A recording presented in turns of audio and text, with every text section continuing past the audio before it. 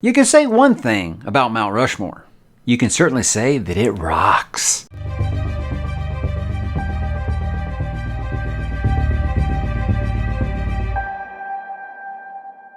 Hey, what's up, bookworms and metalheads? Mike back today to talk a little rock and roll music. We're going to talk about the Mount Rushmore of rock and roll. Now, if you guys have frequented the channel for a while, you've seen the t-shirts, you know that rock and roll is where my heart lies. And that's why today we're going to do this whole thing with Mount Rushmore. Now, if you're outside the States and you're not quite sure, what is this Mount Rushmore thing? This is just a monument that we have here in the States where the time it was created, they kind of carved the four most popular presidents we've had: Washington, Lincoln, Jefferson, Teddy Roosevelt. And that's just something that we kind of use in kind of a metaphor whenever we're talking about like the great anything. It's a big thing with sports. So basically what that is you just take like the four best of something.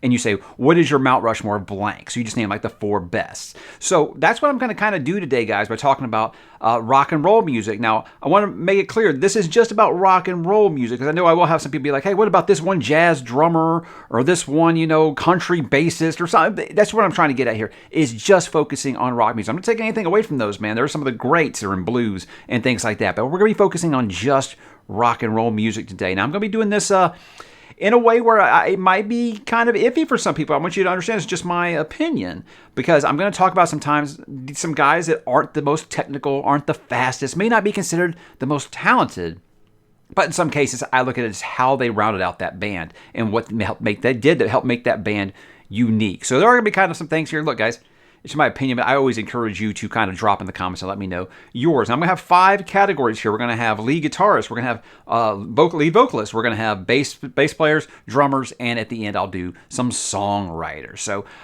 since there's going to be so many categories here, I guess we'll go ahead and dive right in here. Let's go ahead and start with lead guitarist, which is obviously something that people love to talk about when they talk about rock music. Now, narrowing this down to just 4 was hard work, but again, that is what the Mount Rushmore template means, is really getting to the best of the best of the best with honors.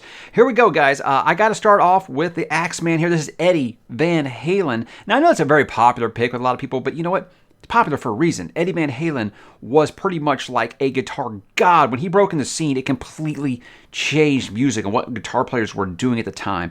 And anyone ever said that like Eddie Van Halen was studio magic? I've seen him play Eruption live. That was not studio magic. The guy was just a wizard on the guitar. Still can't believe he's gone, honestly, but Van Halen, just a band that really just changed everything when they came out. You just listen to their debut album, just right at the beginning there, the licks of Running with the Devil, just the guitar solos are just like completely melting your face off. I can't imagine hearing that in the late 70s for the first time, being like, what in the world? This is incredible. So yeah, I think he really raised the bar for what guitar players were doing at the time. And you'll never hear me say a bad thing about him as a guitar player. Moving on here, another popular pick. But again, guys, a lot of these are going to be popular picks. But again, I think that they have the legacy they do for a reason. Jimi freaking Hendrix here. I mean, who doesn't ever want to learn about guitar after seeing or hearing something by Jimi Hendrix, right? The guy was just the essence of cool. And he was as cool in person as he was on the guitar. This guy could make it sing. Some of his guitar solos are just, you just imagine what he was doing with a 3-man band, and he was just dominating everything with the wailing of the guitar, man. Just what he was able to make come out of that thing. Again, this is a time period where people were just not ready for things like that.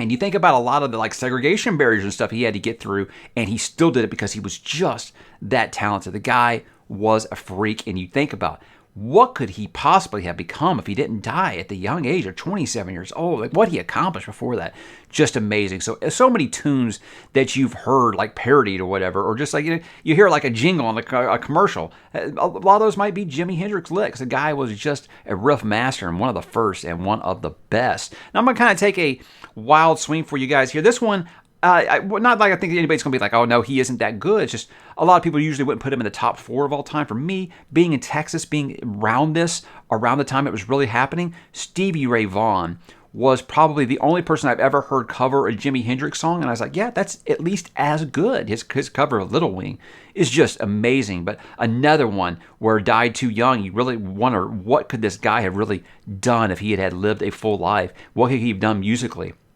But what he actually did before he went is nothing to sneeze at. Some of his solos are some of the best blues riffs I've ever heard. But the guy could rock, he could play the blues, he could get down in the ballads, the country. It didn't matter. The guy was able to do a little bit of everything, and he could tell a story just with what he could do on a guitar.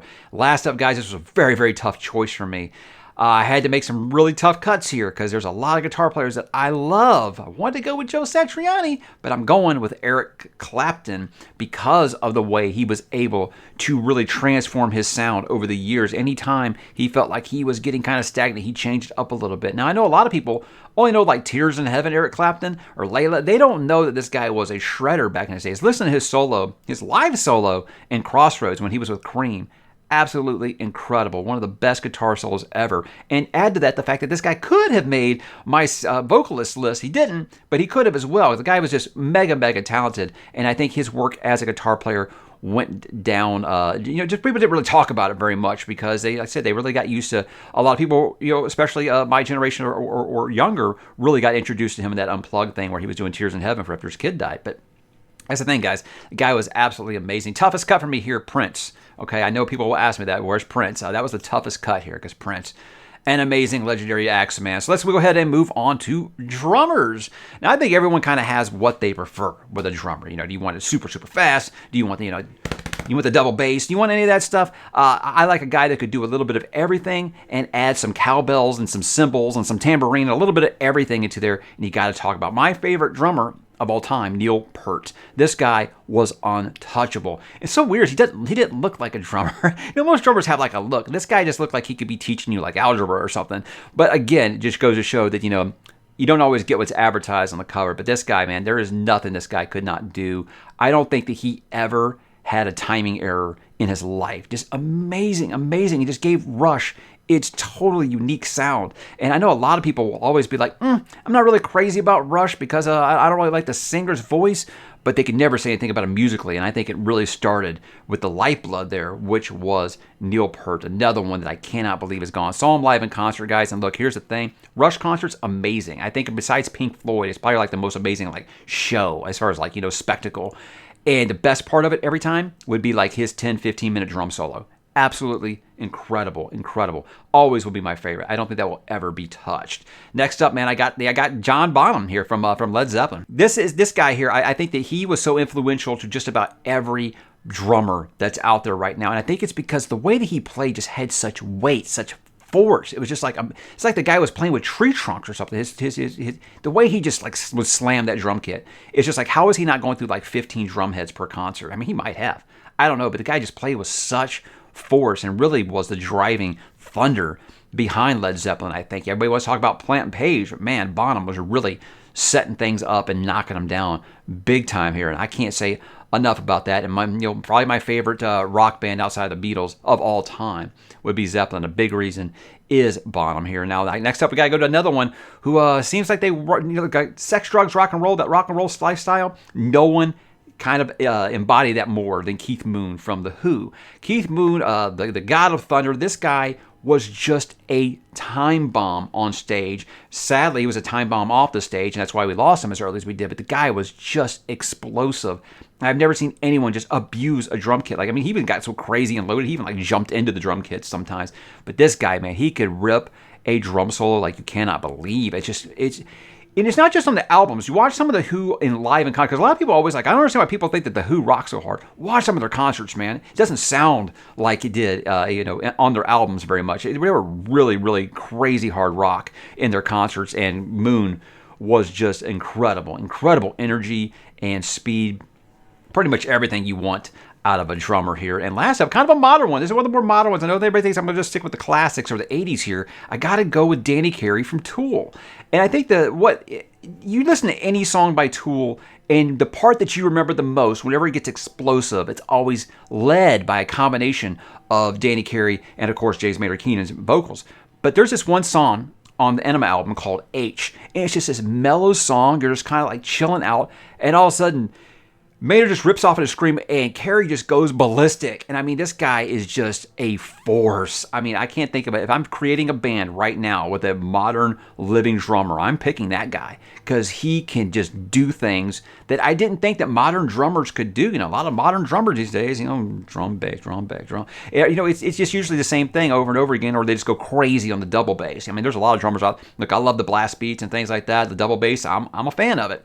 but Carey makes it in a way that it feels unique and it feels just wonderful. A perfect combination with the sound that Tool makes, and he's definitely a big part of the reason why. Okay, guys, the big money one. Everyone wants to know where I've got Vocalists, and I knew that this would be the one that people were going to kind of have a lot of varying opinions on. I think it does. It just depends on what kind of voice you're looking for in rock music.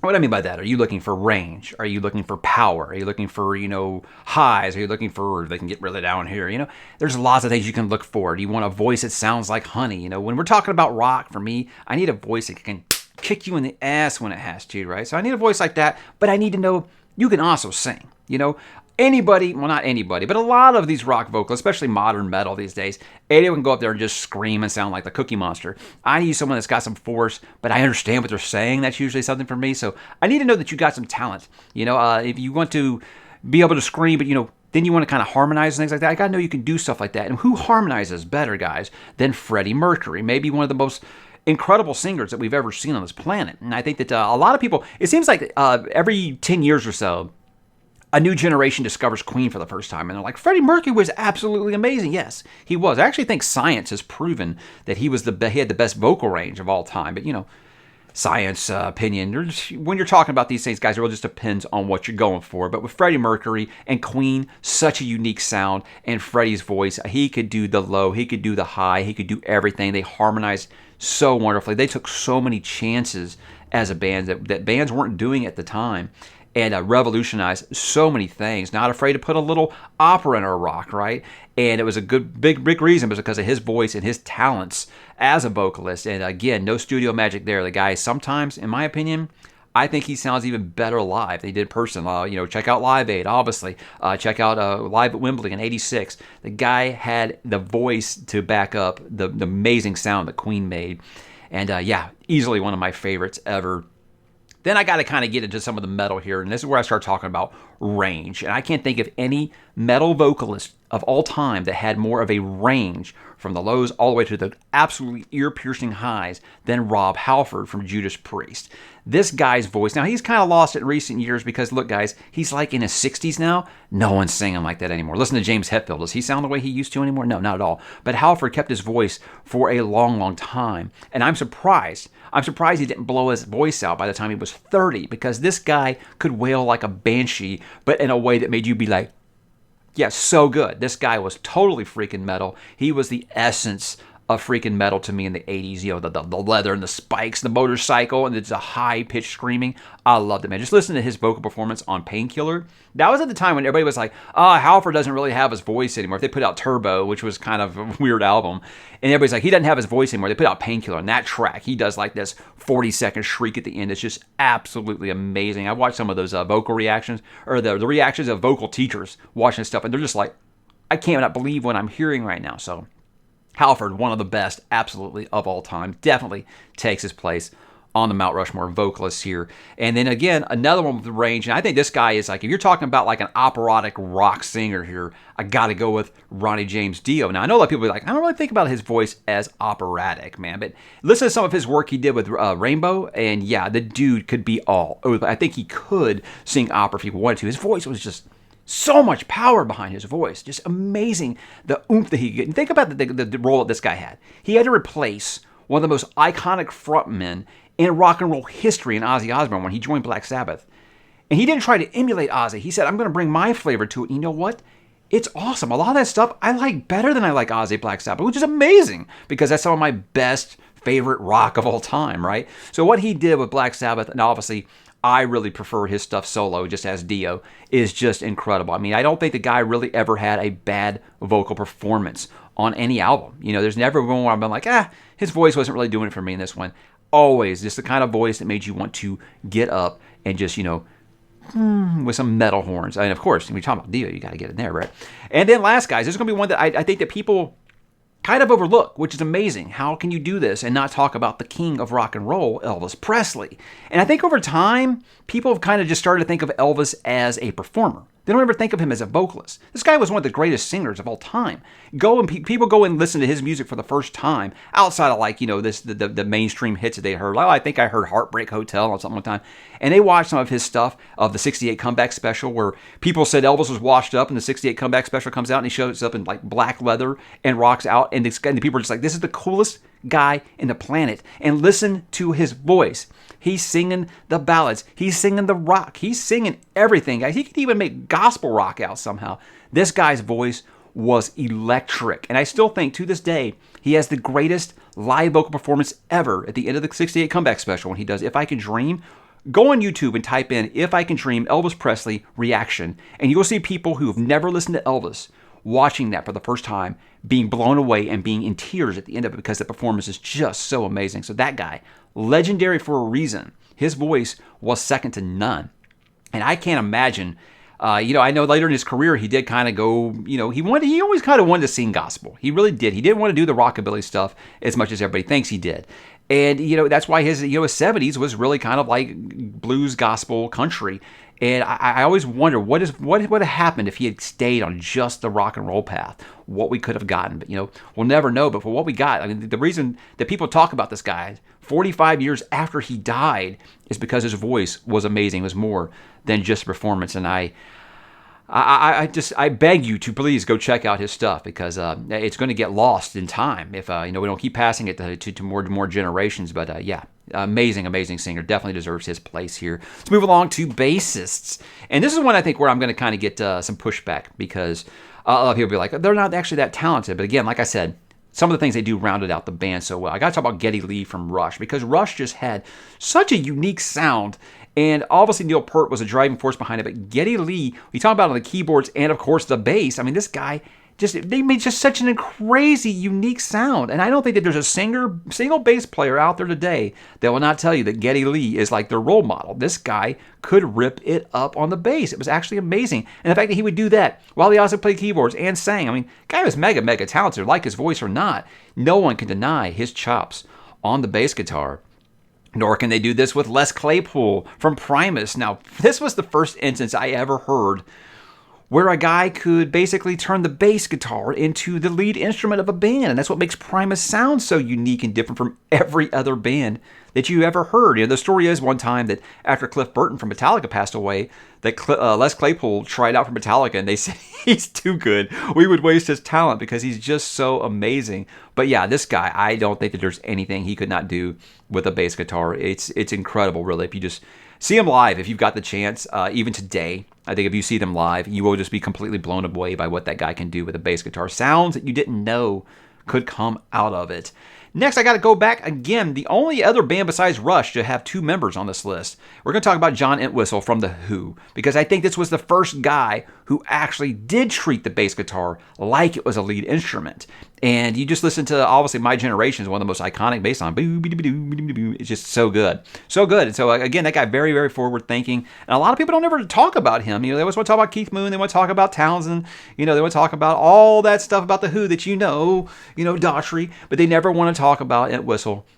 This guy was mega talented, and he was definitely a pioneer for what bass players would become in the 70s for sure. And then last up here, again, like I said, not the most technical guy, but I got to talk about Mike Anthony from Van Halen.